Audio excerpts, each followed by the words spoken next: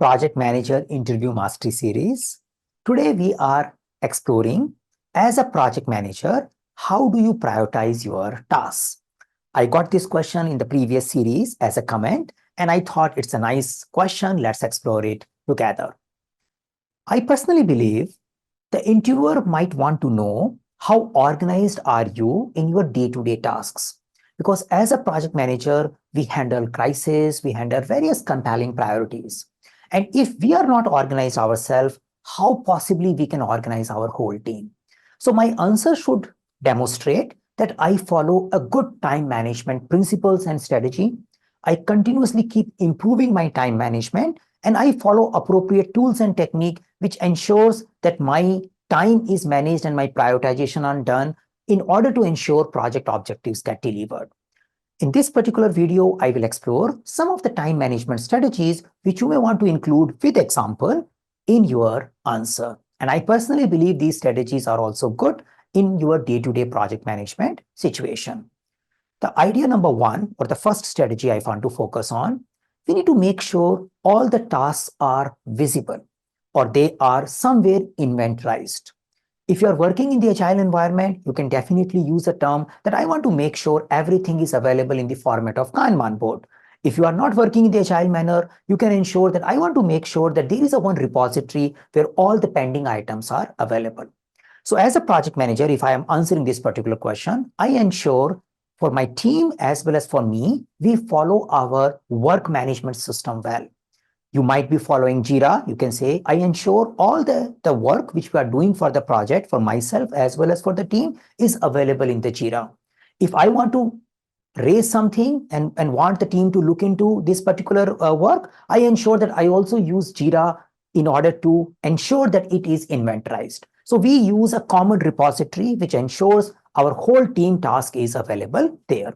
And I also put my tasks which are critical in that particular tool. At the same time, there are situations where not everything is in the Jira. So for example, I might have received an email from the management which I need to respond. I may have a client ticket which I need to talk about. I may have a query which is coming from salespeople related to something else. So as a project manager, there is a possibility my work may go beyond a Jira or a tool, work management tool which we are using. So most of my project activities are there, but there will be some activities which are outside Jira. Yeah, that's a possibility. So what do I do? When I start my day, I create my personal to-do list, or I create my personal small Kanban board out of Jira view, out of email reviews, out of the phone calls I have received. I look at various sources and I put a list of all the things which I am expected to do today.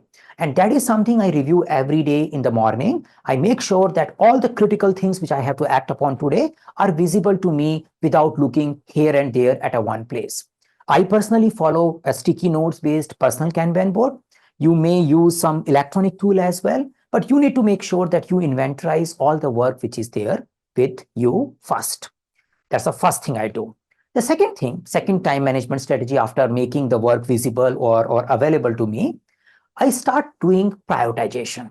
So you can definitely refer the urgent and important prioritization metrics, a very famous tool which is used to qualify each and every item and say which one is urgent and important. And it usually tells that you need to do the things which are urgent and important to start with, and something which is important, not urgent, you can schedule it.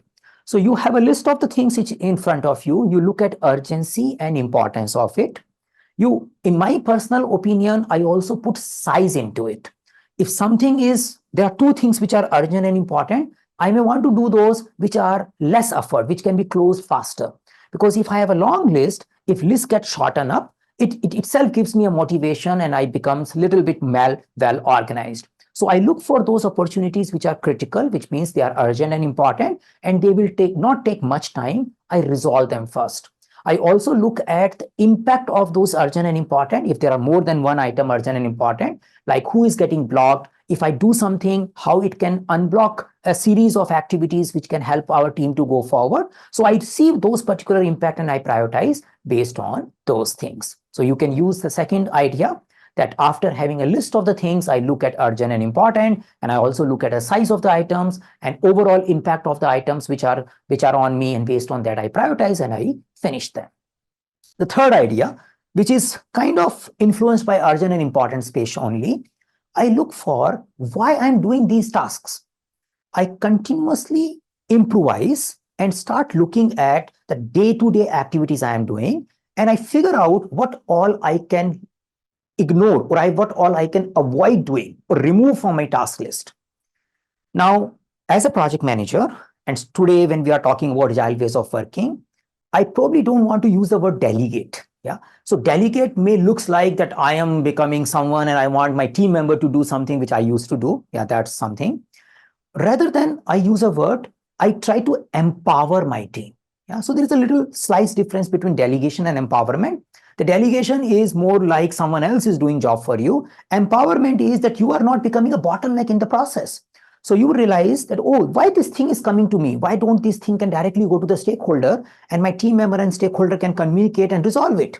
Why they have to wait for me to conduct a meeting? Why they have to wait for me to resolve something? So I try to always look for empowering my team, educating my team, enabling my team. So some of the activities which are coming to me, some of the decisions which are made by me can get, I would say, decentralized. I'm trying to avoid the word delegated, decentralized, and my team can do it. If you are in a project management space and you use RACI metrics, you can use that example also. So I see there are various activities I am responsible for. Yeah, maybe some of them I am accountable as well. So which means I am doing it and I am answerable for those things also. Periodically, I keep reviewing them and I look for an opportunity.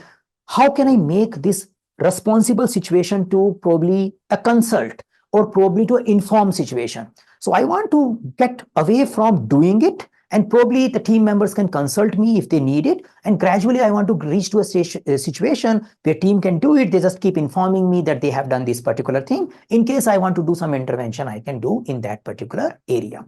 So I look for continuous elimination of various things, a possible elimination candidate of possible tasks which are coming to me so that I can improvise. And this is something, an ongoing activity. There is never ending a thing for it. So that's the third idea which I can play here. The idea number 4 is about automation. It is again a little bit of elimination, but not getting someone else. I am doing it with the help of some tools. So I keep looking for opportunities of doing automation.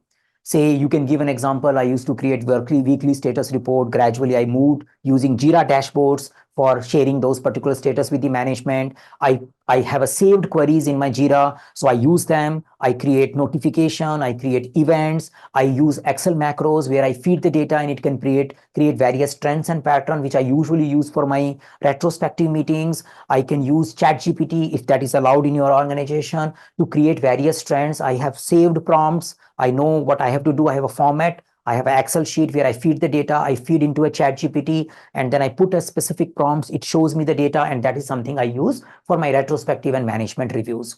So bring some examples which you have been doing from your automation space. So see, it is not about just prioritization. We also need to demonstrate that we are reducing the number of tasks which are done by me, so that prioritization is not that a big issue. When I have enough capacity available because I am eliminating and automating things, I can handle more work on a regular basis. So I need to demonstrate that particular activity as well, rather than I'm showing that I'm always bombarded with various tasks and I'm always shuffling and trying to prioritize amongst them. So that's the fourth idea which we can focus on. So inventorize everything, first thing. Focus on prioritization, urgent and important. Look for elimination, or empowerment of some of the tasks which are coming to you. And the idea number 4 is automation. Then the final idea, fifth one, which I want to recommend here, follow some of the time management principles. So the major issues which I find as a project manager is the urgent and important things gets done. Usually they are small duration activities or tasks also. But many a time you have an important work and it will take sizable amount of time. So you are always handling the crisis, and those important things which are proactively, which needs for the future, get postponed and many times get avoided. So for example, you need to do some analysis, you need to identify bottlenecks, and it requires a kind of 1-2 hours of uninterrupted attention to get something out from it. And those kind of activities usually don't get done because you are always handling other things. So as a project manager, I follow a time management principle of time boxing. Yeah. So you can say that during the day, if I have these kind of things, I reserved a slot during the day or during the alternate day, depending upon your job profiles, and where I just focus on a few important items, which are long duration item, and I allocate a fixed time box. I make my mind clear that I need to finish in this particular time box, and I do that particular activity using time boxing. So I follow time boxing for my important elements. During this time, I also ensure that I am not getting interrupted. You may say that I keep my phone on the silent mode. Yeah, so if the phones are coming, I probably don't respond during that hour. I will call them back after the things get over. You may say that you may look at the phone call coming in and you see if it is not coming from a boss, you keep them aside and says, once my time box will be over, I will discuss them. But you may not say, I will switch off the phone, depending upon the profile you are working in. But I usually can keep them in a silent mode. Definitely, if it's a high priority phone coming in, I will call them. Else, I will just keep them there. Sometime I message back that I will get back to you after this much time, but I don't take the phone, even if the person wants to talk for 5 minutes, but that can interrupt my flow. So I ensure I avoid interruption. I isolate myself when I'm focusing on some deep work. I do that particular time management principle. So you can show that skill as well, which shows that you can manage interruption well. The another thing which you can focus on, that I don't keep many things in progress. So if I start something, either I finish it or I decide not to do it. Yeah. So again, it's not necessary to finish everything you start, but it is always a bad idea to start something and keeping it dangling. So I pick up things, I finish it, or I realize this is not a great thing to do, I drop it, but I keep moving by closing the item one by one. So you can also show this particular time management skill by way of using, you focus on finishing one thing at a time. That also indirectly focuses on, for critical things, you try to avoid multitasking. So when you are working on few things, you finish them one by one and then only you go next. And you keep reminding that I use that visualization. I keep striking out the things, or a to-do list, I keep striking out the things, and that helps me in moving forward. You can also focus on some tools you use for time management. For example, calendar, reminders, especially when you are doing time boxing, you may use a timer to show you how much time is left in that particular time box. So if you are familiar with them, you are using them, you can also talk about those skills.